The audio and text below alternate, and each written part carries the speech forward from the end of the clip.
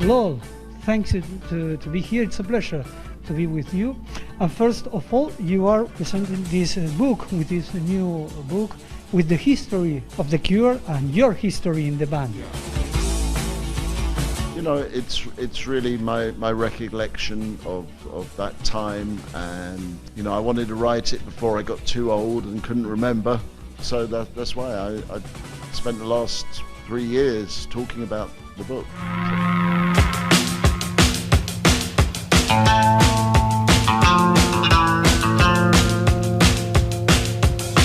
How much time it took to you to write it? 1 year, and I had an office, went to an office 5 days a week, 5 hours a day, just type. Sometimes 200 words, sometimes 2,000. At the end of 1 year, you have a book. You know? And do you remember the first time that you met Robert Smith? Yes, I remember being 5 and getting on the bus together to go to school with little boys. But then I don't really remember him anymore until we were teenagers, you know, because that's when we started to want to think about music. And you start with the drums. Yes, yeah. Why you choose that instrument?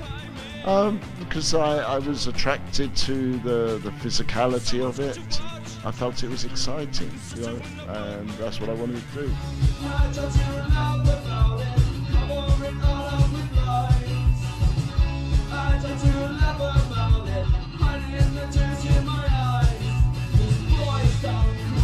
Boys Don't Cry is an hymn, one of the most important songs or classic from that period.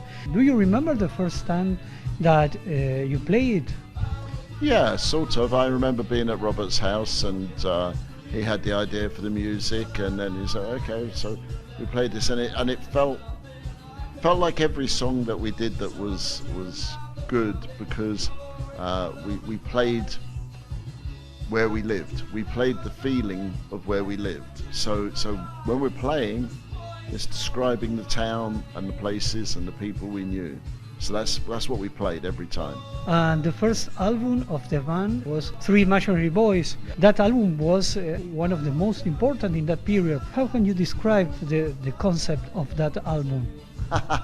There was no concept. No, I mean, it was a culmination of all the songs that we had played for 3 years. You know, we were 16, and at 19 we recorded a record, and at 20 years old it came out. It was really just everything that we had thought about to that point, and then we didn't have much control over the way it was presented, but you know, that would change.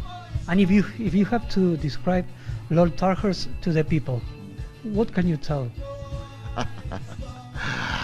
I don't think that's possible, really. I don't know, you know, it's all human experiences, reflective. I don't know. I really don't know. Somebody who's always worn black clothes, that's it. Yeah.